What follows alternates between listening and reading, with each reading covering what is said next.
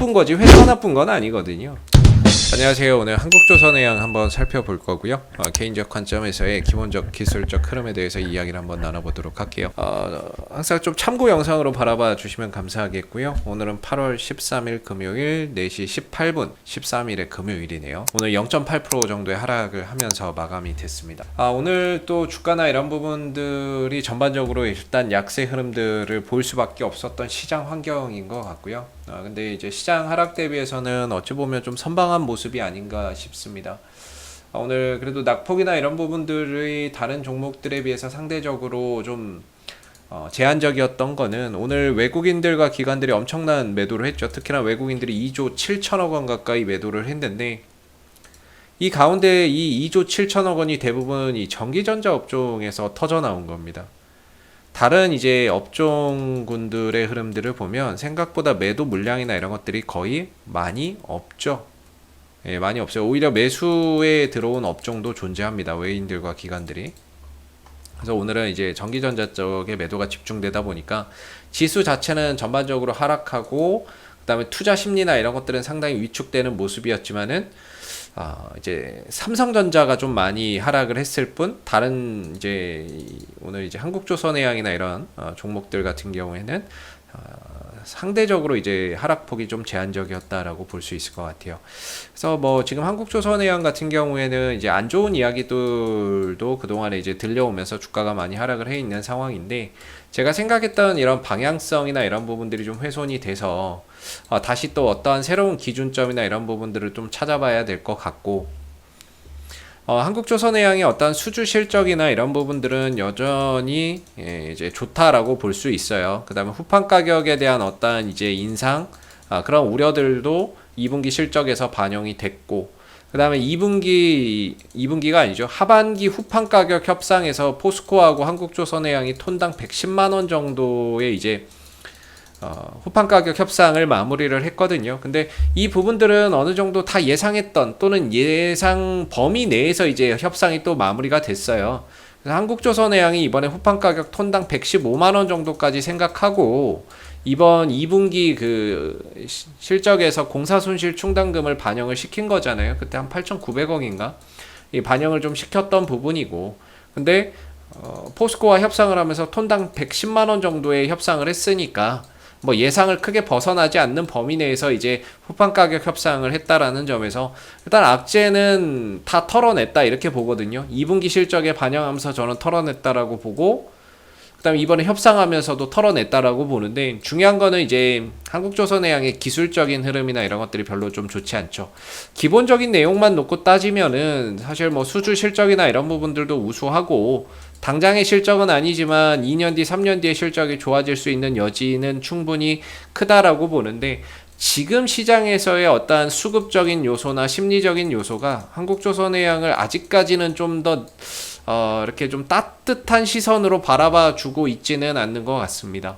그러다 보니까 외인들과 어떠한 기관들의 외면 속에서 주가는 지속적인 이 하락을 확대해 가고 있는 모습인 것 같고 기술적인 관점에서의 이런 중요한 지지 포인트들도 다 깨버리게 되면서 사실상 또 새로운 저점을 찾아봐야 되는 그런 상황이에요. 이게 깨지고 나서 3일 이내에 다시 올려놓고 안착이 되면 이 추세가 그래도 여전히 살아있다라고 보는데 3일이 지나도 회복이 안 된다는 거는 이거는 그냥 깨졌다라고 봐야 될 것 같습니다. 그래서 다시 이 밑에서 어떠한 이제 하방 경직, 주가나 이런 부분들이 더 이상 떨어지지 않으면서 바닥을 만들어가는 걸 보면서 다시 반등의 시점이나 이런 부분들을 조심스럽게 예상을 해봐야 될 것 같고 현재로서는 방향성 자체가 계속해서 하방이고 5일선 밑에서 지금 이게 만약에 5일선이면 5일선 밑에서 시세가 계속해서 형성되고 있기 때문에 전반적인 방향성도 그렇고 단기적인 방향성도 둘 다 하방이라서 딱히 어디가 이제 어디에서 하락에 멈춘다라는 점을 예상하는 것 자체가 너무나도 좀 어려운 부분인 것 같습니다. 그래서 또 멈춰봐야 아는 부분이 될 것 같고요. 기술적인 관점에서는 또 멈추고 하락이 좀 진정되고 이렇게 돼야 어느 정도 반등이 이 정도에서 나올 것 같다 이런 부분들을 예상해 볼 수 있을 것 같은데 아직까지는 그런 시그널이나 이런 패턴 이런 부분들이 없기 때문에 계속해서 좀 보수적인 관점에서 어느 정도 하락이 안정되고 하방이 좀 하방 경직성이 보일 때까지는 조금은 관망이나 이런 부분들을 보면서 가야 될 것 같아요. 그래서 좋은 건 사실인데 일단 뭐 외면을 받고 있기 때문에 주가가 못 가는 거기 때문에 다시 한 번 더 이 조선주들에게 시선이나 이런 부분들이 몰리는 그런 기회는 하반기에도 얼마든지 또 찾아올 수 있을 거라고 보고 있고요. 차트가 나쁜 거지 회사가 나쁜 건 아니거든요. 회사 같은 경우는 저는 그렇게 봐요.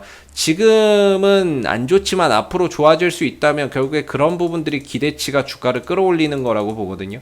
지금 보면 2분기 실적 좋게 발표했는데도 주가 떨어지는 종목 많아요. 왜 그러냐면은 걔네들은 이제 실적은 지금은 좋은데 지금보다 앞으로 더 좋아지기가 힘들다 이렇게 판단해서 떨어지는 경우가 많거든요. 근데 한국조선해양은 반대죠. 지금은 안 좋은데 앞으로 2년 뒤, 3년 뒤는 좋아질 것이야에 대한 확실한 어떠한 이제 그 명분이 있는 거죠. 수주 실적이 좋다는 것이고 수주 실적이 좋고 많이 이제 배를 수주해 오고 있다는 점이 되겠고 거기에 따라서 선가도 계속해서 상승하고 있고 신조선가죠. 배 가격도 상승하고 있고 그런 부분들이 결과적으로 이 원재료 가격 상승에 대한 어떠한 이제 악재, 비용적인 부분들을 또 반영시킬 수 있는 요소이기 때문에 차후에는 실적적인 부분들이나 이런 부분들, 향후에 뭐 배를 인도하는 시점, 많이 수주를 해놨고 향후에 인도하는 시점에서는 실적이나 이런 부분들이 가시적으로 이렇게 눈에 띄는 성과나 이런 부분들이 보여질 거라고 볼 수 있죠. 2년 뒤, 3년 뒤에는. 그래서 지금은 안 좋지만 앞으로는 좋아질 것이기 때문에 결국에 지금 이 떨어지는 부분들이 기회라고 보는데 중요한 건 이제 좀 기술적인 흐름에서 봤을 때는 딱히 이제 좀 좋지는 않은 거죠. 아, 당분간은 좀 힘들겠구나라는 생각이 들 수밖에 없는 것 같아요. 그래서 밑에서 다시 좀 안정되고 돌려나가는 그림들 나올 때까지는 기술적인 관점에서는 딱히 어떤 포인트를 언급하는 것보다는 그냥 이 회사의 본질적인 가치나 앞으로 좋아질 수 있는 부분들에 대해서 더 주목해서 보면 좋을 것 같고요. 뭐 일단 이렇게 수급 동향 보시면은 외국인들이 최근 계속 사거든요. 근데 기관들은 계속 팔고 있어요. 그래서 이걸 뭐 지금 개인들하고 외국인들이 받아주고 있는 모습이기는 한데 기술적으로는 지금 어떠한 이 흐름에서 강한 상승이 나오기는 사실 쉽지는 않을 것 같고 다시 또 바닥을 만들면서 저점을 다지고 올라오는데 시간과 어떠한 과정적인 부분들이 굉장히 또 많이 소요될 수밖에 없는 그런 부분이 될 것 같아요. 그래서 오늘도 장 초반에는 상승하다가 현재 뭐 종가는 하락 마감이 됐는데 계속해서 올라갈 때마다 이런 구간에서 막 부딪히잖아요. 5일선도 부딪히고 또 여기서 또 올라가면 21선에서 부딪히고 그래서 지금은 밑으로는 어떤 지지 라인이나 이런 부분들 이평선의 지지나 이런 부분들이 장기 이평선 뭐 300일선 이런 이제 이평선의 지지만 있고 위로 올라가면 5일선, 11선, 21선, 61선, 121선이 다 단기 저항대로서 지금 작용을 하고 있기 때문에 밑으로는 지지라인 하나, 위로는 저항라인만 대여섯 개가 있는 상황이죠. 그래서 올라간다고 해도 단기간에 이런 급등이나 이런 부분들이 쉽지는 않은 상황이다. 이렇게 생각이 들고 그렇다면 다시 밑에서 또 바닥을 만들어서 좀 돌려가는 그런 이제 흐름들이 나와야 되는데 이때 당시에 왔던 이제 RSI 30 있죠. 이건 이제 단기 저점이었나 봅니다. 저는 이제 RSI 상대 강도 지수가 30m로 하회할 때 크게 두 가지 측면에서 보는데 하나는 단기, 하나는 바닥에 대한 관점에서 보거든요. 근데 저는 여기가 바닥일 거라고 생각했어요. 근데 바닥이 아니라 이 단기인 거죠. 그럼 다시 또 RSI 상대 강도 지수가 30m 떨어졌을 때 그때가 이제 단기 저점이 될지 바닥이 될지 또 판단을 해야 되는데 그걸 이제 한 다음 주의 흐름들을 보면서 또 이야기를 한번 해봐야 될 것 같습니다. 그래서 당분간은 한국조선해양이 반등이 나온다고 해도 기술적 반등 이상의 큰 의미는 없을 것 같고요. 상승과 하락을 통해서 어느 정도 바닥을 좀 다져나가는 그런 부분들 시간과 과정들이 앞으로 또 8월달 9월달에 또 소요가 좀 될 수밖에 없는 것 같아요. 그래도 그런 흐름들 속에서 또 안정된다면 오히려 또 저가 매수의 기회가 될 수 있는 부분이기 때문에 그런 안정세를 좀 찾을 때까지는 또 계속해서 좀 관망세를 유지를 하면서 지켜봐야 될 것 같고요. 이상 AP투자연구소의 이세훈 전략팀장이었고요. 구독과 좋아요도 한번 부탁드리도록 하겠습니다. 감사합니다. 그리고 무료 추천 종목을 매일매일 드리고 있습니다. 네이버에서 AP투자연구소를 검색하시게 되면 웹사이트 상단에 AP투자연구소 홈페이지 링크가 나옵니다. 클릭하시게 되면 AP투자연구소 홈페이지로 접속하실 수가 있는데요. 가운데 무료 추천 종목 카테고리에 2021년 무료 추천 종목을 클릭하시게 되면 소장님께서 매일매일 국내외 시황에 대한 실시간 브리핑과 함께 댓글로서 무료 추천 종목을 제공해 드리고 있습니다. 하나 눌러서 들어가 보게 되면 댓글 리딩은 아침 7시 55분부터 시작이 되었고요.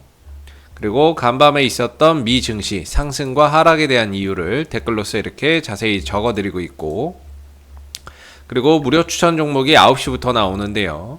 이렇게 무료 추천 종목이 곧 나옵니다 라고 이미지 파일로도 알려드리고 있죠.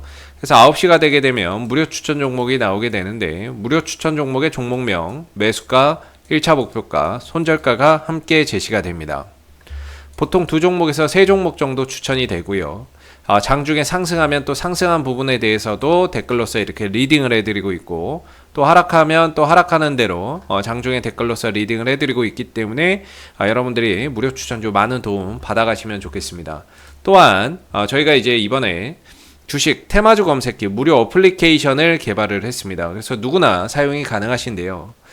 테마주 검색기라고 하는 메뉴를 클릭해 보시게 되면 모바일 버전과 PC 버전 두 가지로 나눠지고요. 시장의 주도 테마와 당일 강세 테마를 한눈에 파악할 수 있는 어플리케이션이기 때문에 여러분들이 주식 매매하시는데 많은 도움 받아가시면 좋겠습니다. 감사합니다.